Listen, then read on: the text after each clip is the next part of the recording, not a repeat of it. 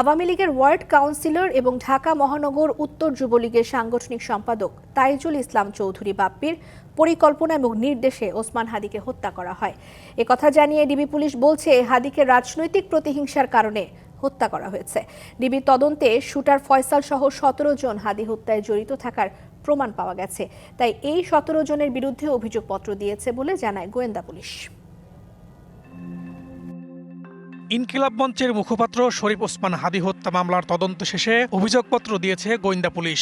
মঙ্গলবার হাদির উপর গুলিবর্ষণকারী হিসেবে চিহ্নিত ফয়সাল করিম সহ 17 জনকে অভিযুক্ত করে ঢাকা চিফ মেট্রোপলিটন ম্যাজিস্ট্রেট আদালতে অভিযোগপত্র দেয়া হয়। বিকেলে ডিএমপির মিডিয়া সেন্টারে প্রেস ব্রিফিংয়ে এসব তথ্য জানান ডিএমপির অতিরিক্ত কমিশনার শফিকুল ইসলাম।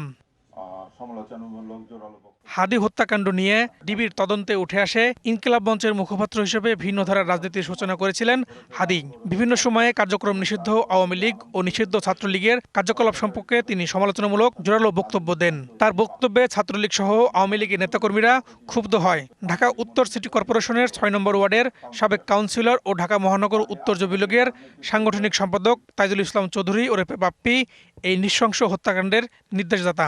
কার্যক্রম নিষিদ্ধ আওয়ামী লীগ ও নিষিদ্ধ ঘোষিত ছাত্রলীগ সংগঠনের বিগত দিনের কার্যকলাপ সম্পর্কে তিনি সভা সমাবেশ, ইলেকট্রনিক ও সোশ্যাল মিডিয়ায় বিভিন্ন রকম সমালোচনামূলক জোরালো বক্তব্য প্রদান করেন। তার এই বক্তব্যে নিষিদ্ধ ঘোষিত ছাত্রলীগে তার সংগঠনের নেতাকর্মীরা ক্ষুব্ধ হয়।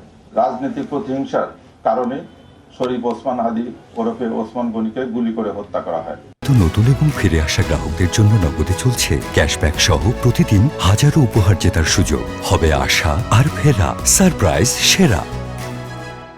অভিযোগপত্র দেয়া 17 জনের নতুন এবং ফিরে আসা গ্রাহকদের জন্য নগদে চলছে ক্যাশব্যাক সহ প্রতিদিন হাজারো উপহার জেতার সুযোগ। হবে আশা আর ফেরা, সারপ্রাইজ সেরা। ফয়সালের বোন জেসমিন ও বোন জামাই মুক্তি মাহমুদ আর শুটার ফয়সাল করিমের ভিডিও বার্তাগুলো সঠিক বলে ফরেনসিক পরীক্ষায় নিশ্চিত হয়েছে ডিবি।